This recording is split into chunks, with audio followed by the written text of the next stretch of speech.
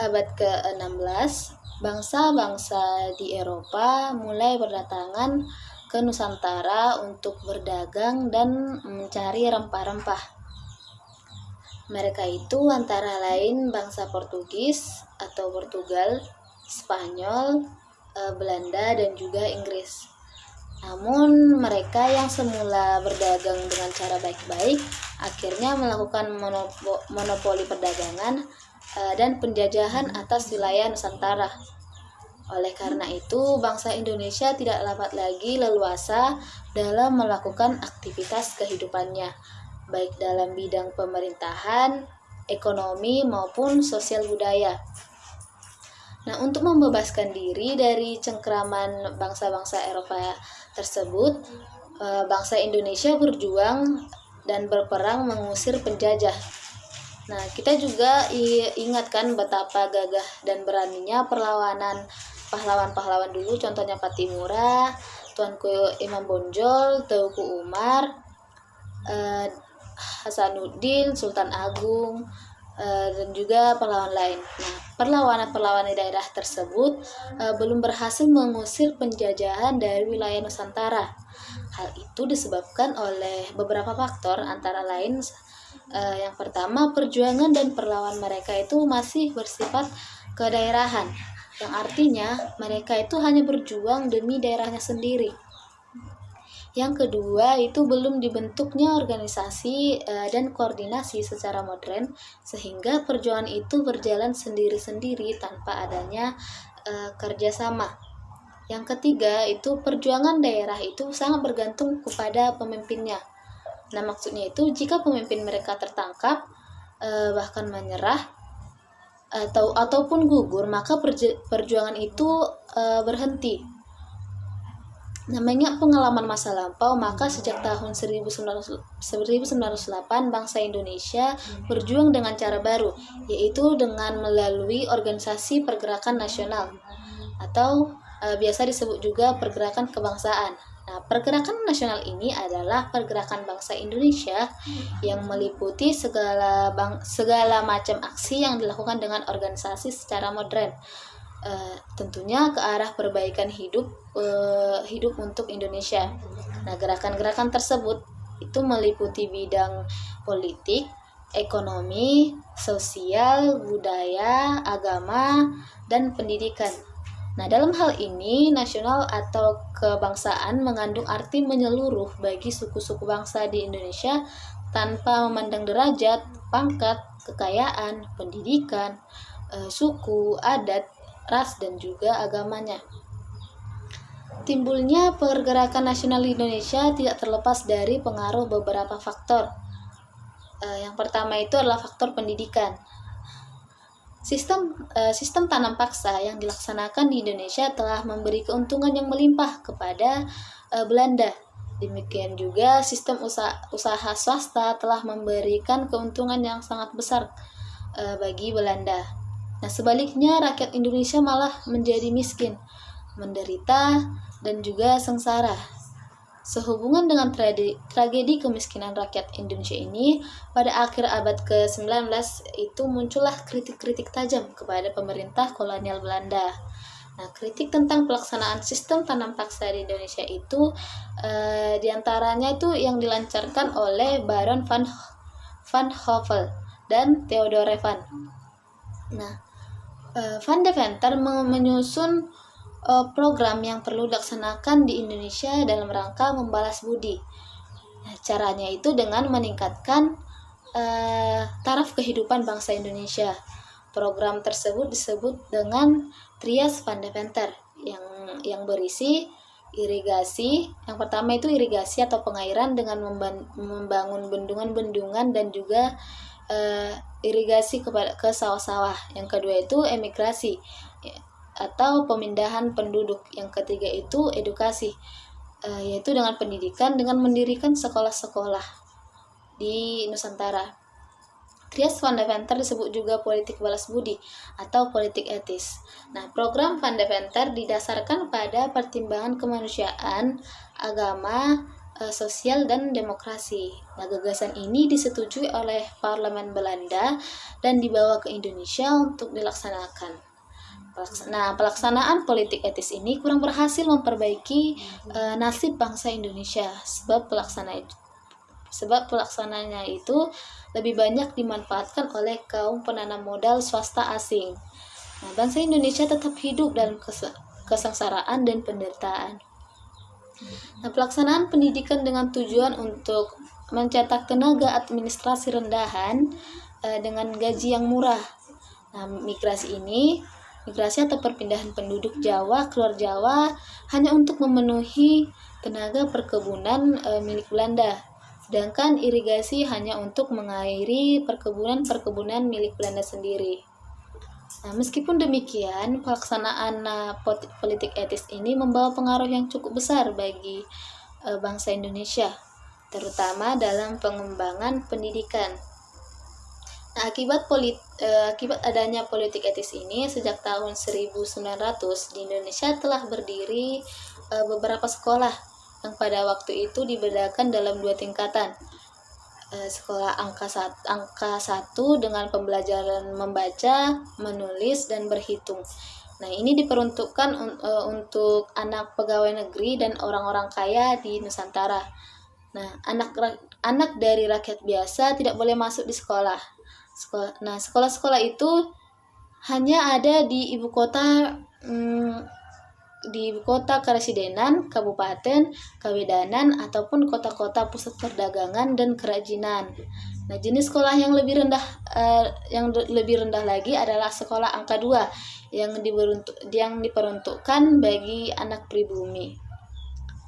Yang pada umumnya sekolah ini pelajarannya itu membaca, menulis, dan berhitung. Nah, pada tahun 1914, sekolah dasar utama yang dijadikan HIS atau Holland Inland School dengan pendidikan 7 tahun, dan sekolah angka 2 mempunyai lama pendidikan 5 tahun yaitu SD. Nah, pada jenjang SMP didirikan sekolah MULO atau Meet with Learners on the Which yang merupakan kelanjutan dari HIS dan sekolah rendah Belanda. Nah, murid-murid lulusan sekolah angka 2 tidak dapat melanjutkan ke sekolah MULO. Nah, pada jenjang SMA didirikan AMS yang terdiri dari jurusan ilmu pasti dan ilmu sastra. Nah, AMS ini sederajat dengan HBS, yaitu sekolah menengah atas untuk anak-anak Belanda. Nah, beberapa perguruan tinggi pun telah muncul dan didirikan. Yang pertama itu ada Sekolah Tinggi Hukum yang berlokasi di Batavia yang sekarang itu Jakarta. Yang kedua, Sekolah Tinggi Kedokteran yang sering kita dengar dengan Stovia. Ini juga terletak di Batavia yang sekarang disebut dengan Jakarta. Yang ketiga, Sekolah Tinggi Pertanian di Bogor. Yang keempat itu Sekolah Tinggi Teknologi di Bandung yang sekarang itu adalah ITB. Nah, berdirinya sekolah-sekolah tersebut melahirkan kelompok baru dalam masyarakat yang disebut kaum terpelajar atau golongan cendekiawan. Nah, golongan cendekiawan ini menyadari bahwa nasib bangsanya sangat menderita akibat penjajahan. Oleh karena itu mereka bangkit membentuk kekuatan sosial baru dan berjuang memperbaiki nasib bangsa Indonesia. Mereka berjuang untuk mencapai kemerdekaan nasional melalui gerakan yang dikenal dengan nama Pergerakan Nasional. Dalam pergerakan nasional tersebut, para cendekiawan ini mendirikan berbagai organisasi nasional, baik yang bergerak di bidang politik, ekonomi, maupun sosial budaya. Organisasi tersebut pada dasarnya mempunyai tujuan yang sama, yaitu mencapai kemerdekaan Indonesia. Yang kedua itu ada diskriminasi. Di dalam pergaulan masyarakat Indonesia, masyarakat kolonial berlaku diskriminasi ras yang membedakan antara penduduk yang berkulit putih dan penduduk yang berkulit sawo matang. Nah, perbedaan warna kulit ini digunakan untuk membatasi hak dan kewajiban dalam hukum dan pendidikan bagi orang pribumi. Diskriminasi ras ini harus dijaga dan dilakukan secara ketat. itu untuk menjaga kewibawaan pemerintahan kolonial. Nah, akibatnya di satu pihak timbul perasaan harga diri yang tinggi pada orang kulit putih. Di pihak lain, terjadi perasaan rendah diri pada orang pribumi. Nah, keadaan semacam itu harus dibuang jika ingin memperoleh kemajuan. Ciri masyarakat kolonial pada dasarnya terdapat hubungan yang tidak seimbang antara penjajah dan terjajah. Ada 5 ciri utama yang menjadi dasar hubungan kolonial, yaitu yang pertama, perbedaan warna kulit, yang kedua, kedudukan politik penduduk yang terjajah, yang ketiga, ketergantungan ekonomi, yang keempat itu rendahnya kesejahteraan sosial penduduk. Adanya diskriminasi berdasarkan ras mengakibatkan jarak antara golongan barat, dalam hal ini Belanda, dan golongan pribumi yang menjadi makin lebar. Nah, para pelopor politik etis berupaya menciptakan hubungan yang harmonis antara pemerintahan Belanda dan golongan pribumi melalui penerapan politik asosiasi. Tujuannya untuk mencapai kesatuan pandangan antara pemerintah dan rakyat pribumi.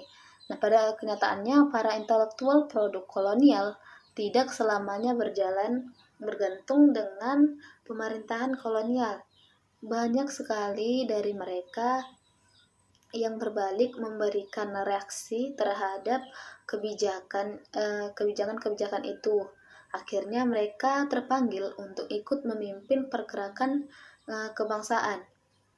Politik asosiasi ini bertujuan untuk menciptakan hubungan yang harmonis antara Belanda dan kaum pribumi, seperti harapan para pelopor politik etis yang tidak dapat terwujud. Diskriminasi berdasarkan ras dalam sistem kolonial mendorong tumbuhnya pergerakan nasional di Indonesia. Nah, yang berikutnya adalah pengaruh paham baru. Revolusi yang terjadi di Eropa pada abad ke-19 membawa perubahan bagi negara terjajah di Asia, tidak terkecuali negara Indonesia. Hal itu menyebabkan munculnya suatu golongan baru dalam masyarakat yang mempunyai pandangan dan gagasan lain dalam mengantarkan rakyat Indonesia ke gerbang pembebasan diri dari belenggu para kolonial. Nah, lapisan baru yang menjadi elit nasional mulai menyadari bahwa perlawanan bersenjata yang dilakukan oleh setiap daerah dengan caranya sendiri dan dengan perlengkapan yang terbelakang itu tidak mungkin akan berhasil. Nah, terjadinya kebangkitan nasional tidak hanya disebabkan oleh faktor-faktor dari dalam negeri, tapi juga ada dari luar negeri. Nah, faktor dari dalam negeri yang menimbulkan kebangkitan nasional adalah pelaksanaan politik etis tadi yang dijalankan oleh pemerintah Hindia Belanda yang memungkinkan masuknya ide-ide Barat dan pengaruh pembaruan di dalam Islam. Nah, faktor dari luar negeri ini yang ikut mendorong lahirnya pergerakan nasional adalah yang pertama itu kemenangan Jepang atas Rusia pada tahun 1905 yang telah membangkitkan semangat bangsa Asia pada umumnya dan bangsa Indonesia pada khususnya itu untuk melenyapkan para penjajah. Yang kedua itu ada revolusi Cina di bawah kepemimpinan Dr. Sun Yat-sen. Kepemimpinan ini berhasil menggulingkan pemerintahan dinasti Manchu dan menjadikan negeri Cina kembali menjadi negara merdeka. Ketiga itu gerakan Turki Muda di bawah pimpinan Mustafa Kemal Pasha yang berhasil menjadikan negerinya yang terbelakang menjadi negara maju dan modern. Nah, hal ini menjadi cermin dan menjadi penyemangat para perjuangan golongan muda di Indonesia. Nah, pengaruh gagasan modern menjadikan anggota elit nasional menyadari bahwa perjuangan untuk memajukan bangsa Indonesia itu harus dilakukan dengan menggunakan organisasi modern. Oleh karena itu lahirlah pergerakan nasional yang dipelopori oleh organisasi Budi Utomo.